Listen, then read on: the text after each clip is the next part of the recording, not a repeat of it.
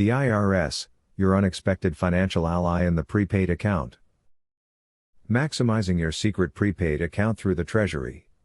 Understanding the IRS as a resource for debt adjustment. How to access your birth certificate trust for debt settlement. The legal reality of Social Security and corporate status. The Internal Revenue Service functions as the accounting and collection arm for the International Monetary Fund, acting as the overseer of the corporate bankruptcy of the government. Rather than being an adversary, this agency serves as a resource for managing the bankruptcy of the company that employs its citizens. The Secretary of the Treasury acts in a dual capacity as a payroll clerk and a receiver in bankruptcy.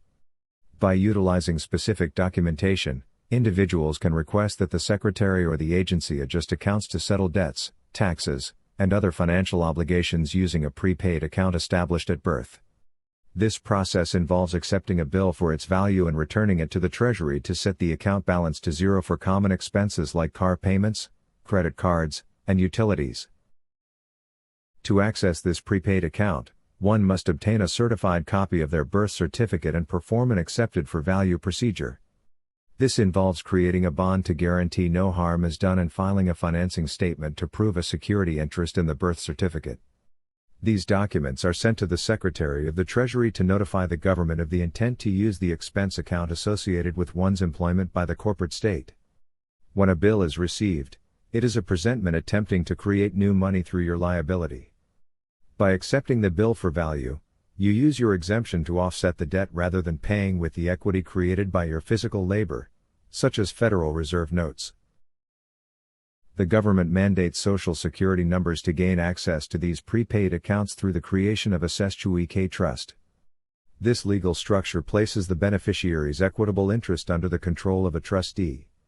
In this system, your debt is actually prepaid with money of account rather than physical gold or silver, a practice established by House Joint Resolution 192 in 1933.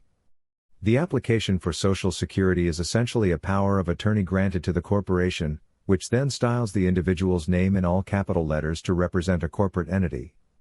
This allows the government to fractionalize the account and create vast sums of money, using the individual as a co-business partner to fund state operations.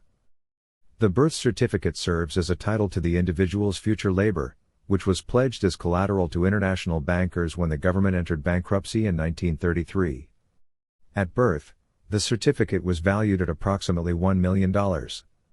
Through fractional reserve banking, banks can loan out 9 times the value of this deposit, making a single birth certificate worth $9 million or more.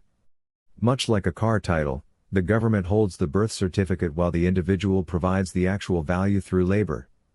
To regain control, an individual can file a notice of lien against their birth certificate via a financing statement with the Department of Commerce, establishing their primary interest in the property and determining its value.